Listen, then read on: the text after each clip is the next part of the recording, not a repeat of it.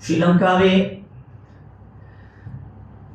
අධිකරු මහා කොමසාරිස් major general doctor නයල් මසිස් මැතිතුමනි මහා කොමසාරිස්තුමනි ආරාධිත අමුතේනි ඒ වගේම අනිත් තානාපති කාර්යාලවල නියෝජිතයිනි කාශ්මීරය පිළිබඳව ශ්‍රී ලංකාවේ තියෙන ජනතාවට තියෙන පැහැදිලිකම හරිම අඩුයි.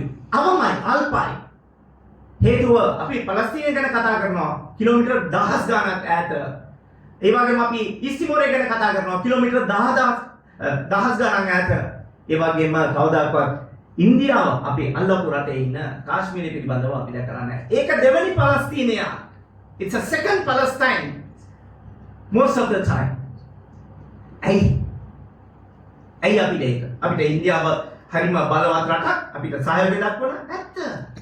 නමුත් මනුෂ්‍යත්වය පිළිබඳව කතා කරන මානව හිමිකම් ගැන කතා කරන මානව අයිතීන් ගැන කතා කරන මානව හිමිකම් වෙනුවෙන් පෙනී සිටින රටක් හැටියට අද අපිට බැරි වෙලා තියෙනවා කාශ්මීරය පිළිබඳව අවධානය යොමු කරන්න.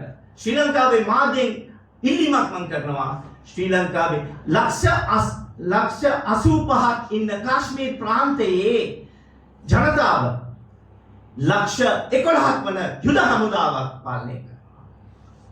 හරිම මානව හිමිකම් උල්ලංඝනය වන තැනක්. ඒ පිළිබඳව කවුරුත් කරන්නේ එක්සත් ජාතීන්ගේ සංවිධානයේ ක්‍රියාකාරීත්වයේ තියෙන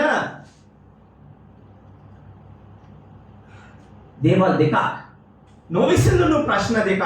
එකක් පලස්තීන ප්‍රශ්නය, අනිත් එක කාශ්මීර ප්‍රශ්නය. තව ප්‍රශ්නයක් තියෙනවා ජුනාගඩ් ප්‍රාන්තයේ ප්‍රශ්නය. ඔයලා බලන්න Google කරලා බලන්න ඔයගලන්ට තේරෙයි. වැඩි විස්තර මම ඉන්ෂාල්ලා next time කියන්නම්. කාලෙ මදි. මාධ්‍යවලට අවශ්‍ය නම් වැඩි විස්තර අපෙන් ගන්න පුළුවන්.